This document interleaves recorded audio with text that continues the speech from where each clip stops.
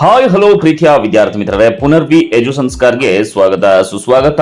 SSLC result ಗೋಸ್ಕರ ಎಲ್ಲರೂ ಕೂಡ ವೇಟ್ ಮಾಡ್ತಾ ಇದ್ರ. ಆದ್ರೆ ಈ ಬಾರಿ SSLC ಫಲಿತಾಂಶ ಕುಸಿಯುವಂತಹ ಸಾಧ್ಯತೆ ಇದೆ ಅಂತ ಹೇಳಲಾಗ್ತಾ ಇದೆ. ಯಾರು ಯಾಕೆ ಈ ರೀತಿ ಹೇಳ್ತಾ ಇದ್ದಾರೆ ಅನ್ನೋದನ್ನ ತಿಳ್ಕೊಳ್ತಾ ಹೋಗೋಣ. ವಿದ್ಯಾರ್ಥಿಗಳೇ, ಹೊಸದಾಗಿ ನೀವು ನಮ್ಮ ಚಾನಲ್ಗೆ ಭೇಟಿಯನ್ನ ಕೊಟ್ಟಿದ್ರೆ ಮಿಸ್ ಮಾಡದೆ ನಮ್ಮ ಚಾನಲ್ನ ಸಬ್ಸ್ಕ್ರೈಬ್ ಮಾಡ್ಕೊಳ್ಳಿ. ಯಾಕೆ ಗೊತ್ತಾ, ಮುಂಬರುವಂತಹ ಎಜುಕೇಶನ್ ಅಪ್ಡೇಟ್ಸ್ ಆಗಿರ್ಬೋದು, SSLC ಆದ ನಂತರ ನಿಮಗೆ ಸುಮಾರು 10 ರಿಂದ 15 ರೀತಿಯಾದ ಸ್ಕಾಲರ್ಶಿಪ್ ಅಪ್ಡೇಟ್ಸ್ ಗಳನ್ನ ತಿಳಿಸ್ಕೊಡ್ತೀನಿ, ಲೈವ್ ಅಪ್ಡೇಟ್ಸ್ ತಿಳಿಸ್ಕೊಡ್ತೀನಿ.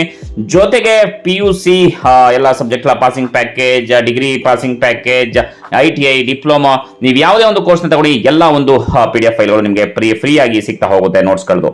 ಸೊ ಮತ್ತೆ ಫ್ರೀ ಆಗಿ ನೀವು ಸಬ್ಸ್ಕ್ರೈಬ್ ಮಾಡ್ಕೊಳ್ಳಿ. ಇದಕ್ಕೆ ಯಾವುದೇ ರೀತಿಯಂತ ಚಾರ್ಜಸ್ ಇಲ್ಲ. ಬನ್ನಿ ಈಗ ವಿಡಿಯೋವನ್ನ ಶುರು ಮಾಡ್ತಾ ಹೋಗೋಣ. ಪರೀಕ್ಷೆಯನ್ನ ಕಟ್ಟುನಿಟ್ಟಾಗಿ ಮಾಡಿದ್ರಿಂದ ಈ ಬಾರಿ SSLC ಫಲಿತಾಂಶ ಕುಸಿಯುವಂತಹ ಸಾಧ್ಯತೆ ಇದೆ ಅಂತ ಹೇಳಲಾಗ್ತಾ ಇದೆ.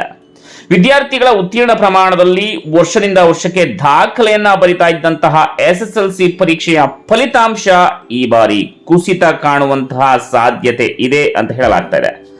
ಯಾಕಪ್ಪ ಅಂತಂದ್ರೆ ಎಲ್ಲಾ ಪರೀಕ್ಷಾ ಕೇಂದ್ರಗಳ ಕೊಠಡಿನಲ್ಲಿ CC ಕ್ಯಾಮೆರಾಗಳನ್ನ ಅಳವಡಿಸಿದ್ರು.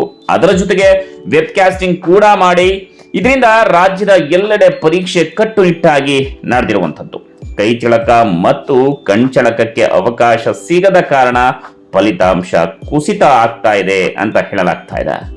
ಮೌಲ್ಯಮಾಪನ ಕಾರ್ಯ ಕೆಲವೇ ದಿನಗಳಲ್ಲಿ ಪೂರ್ಣಗೊಳ್ಳಲಿದ್ದು ಮುಂದಿನ ವಾರ ಫಲಿತಾಂಶ ನಿರೀಕ್ಷಿಸಲಾಗಿದೆ. ಜೊತೆಗೆ ಉತ್ತೀರ್ಣ ಪ್ರಮಾಣ 60% ಅಷ್ಟು ಮಾತ್ರ ಇದ್ರೂ ಆಶ್ಚರ್ಯ ಇಲ್ಲ ಅಂತ ಹೇಳಿ ವಿವಿಧ ಮೂಲಗಳಿಂದ ಮಾಹಿತಿ ಬಂದಿರುವಂಥದ್ದು.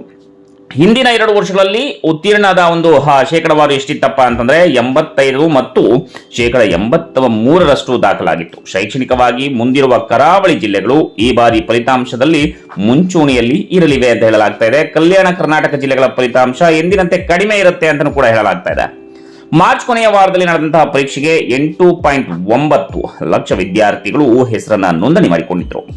ಕಳೆದ ತಿಂಗಳು ದ್ವಿತೀಯ PUC ಪರೀಕ್ಷೆಯ ಫಲಿತಾಂಶ ಪ್ರಕಟಗೊಂಡಿದ್ದು ದಾಖಲೆಯ 81% ವಿದ್ಯಾರ್ಥಿಗಳು ಉತ್ತೀರ್ಣರಾಗಿದ್ರು.